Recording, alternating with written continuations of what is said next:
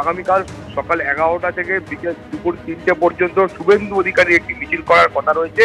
সেই মিছিলের জন্য অনুমোদন দেওয়া হয়েছে। প্রাথমিকভাবে সুলেখা মোড় থেকে যাদবপুর থানা পর্যন্ত এই মিছিল করার অনুমতি চাওয়া হয়, কিন্তু কলকাতা হাইকোর্ট মনে করেছে যে ওই রুট ঠিক নয়, অতএব তার রুট পরিবর্তন করেছেন মাননীয় বিচারপতি এবং তিনি বলেছেন যে আনোয়ারশা রোড সেখান থেকে অবস্থিত একটি সিনেমা হলের সামনে থেকে একেবারে যাদবপুর থানার 100 ইয়ার্ড আগে পর্যন্ত এই মিছিল করার অনুমতি দেওয়া হয়েছে এবং শান্তিপূর্ণভাবে কোনো রকম মাইক লাউডস্পিকার ছাড়া এই মিছিল করতে হবে, এই মর্মেই কিন্তু কলকাতা হাইকোর্টের তরফ থেকে অনুমতি দেওয়া হয়েছে।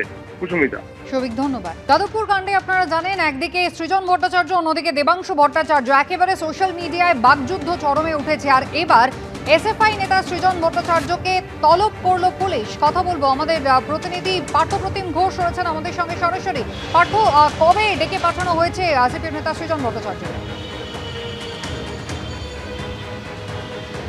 গত বৃহস্পতিবার দিনকে এসএফআই নেতা সৃজন ভট্টাচার্যকে নোটিশ পাঠানো যাদবপুর থানার তরফ থেকে এবং সেক্ষেত্রে বলা হয়েছিল দ্রুত সম্ভব তিনি যাতে পুলিশকে সহযোগিতা করে। তাকে কিন্তু যাদবপুরের যে গোটা ঘটনা এবং গত শনিবার দিন যে ঘটনা ঘটে সেই ঘটনার পরিপ্রেক্ষিতে সাক্ষী হিসেবে তলব করা হয়েছে এবং সেই তলব করে একেবারে উল্লেখ করেছেন যে বিষয়টা যে সৃজন ভট্টাচার্যের কাছে যাদবপুরের যে ঘটনা অর্থাৎ 1 তারিখে 1 মার্চের যে ঘটনা সেই ঘটনা সম্পর্কিত বিষয় যে ছবি বা ভিডিও রয়েছে সেই সবটা নিয়ে এসে তদন্তকারীদেরকে সহযোগিতা করার জন্য।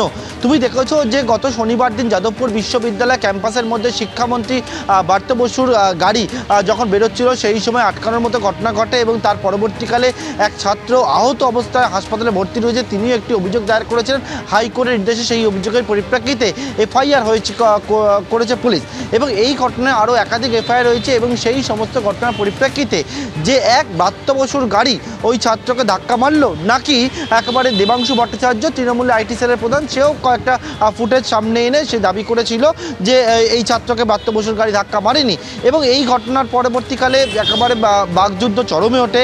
এসএফআই নেতা সৃজন ভট্টাচার্য তিনি সাংবাদিক বৈঠক করে বেশ কিছু ফুটেজ দেখায় এবং সেই ফুটেজ দেখিয়ে দাবি করে যে ব্রাত্য বসুর গাড়ি কিন্তু এই ছাত্রকে ইন্দ্রানুজ রায়কে ধাক্কা মেরেছিল ইচ্ছাকৃতভাবে, তেমন বিষয়গুলো সামনে নিয়ে আসেন এবং এই ঘটনার পরিপ্রেক্ষিতে আজকে সেই সমস্ত ফুটেজ যেগুলো সৃজন ভট্টাচার্যের কাছে রয়েছে সেই ছবি এবং ফুটেজ নিয়ে তদন্তকারীরা তারা জানাচ্ছেন যেটা সেটা তদন্তকে তারা এগিয়ে নিয়ে যেতে চান এবং সেই মুহূর্তে তাকে তলব করা হয়েছে এবং সৃজন ভট্টাচার্য তিনি জানিয়েছেন আজকে সন্ধ্যে 6টার সময় তিনি যাদবপুর থানায় যাবেন এবং তিনি ইতিমধ্যে আইনজীবীদের সঙ্গে কথা বলেছেন এবং যাদবপুর থানায় গিয়ে তার কাছে যা যা ফুটেজ বা যা বিষয় রয়েছে তিনি যে বিষয়ে ব্যাখ্যা দিচ্ছেন সেই সমস্ত বিষয়টা পুলিশকে জানাবেন।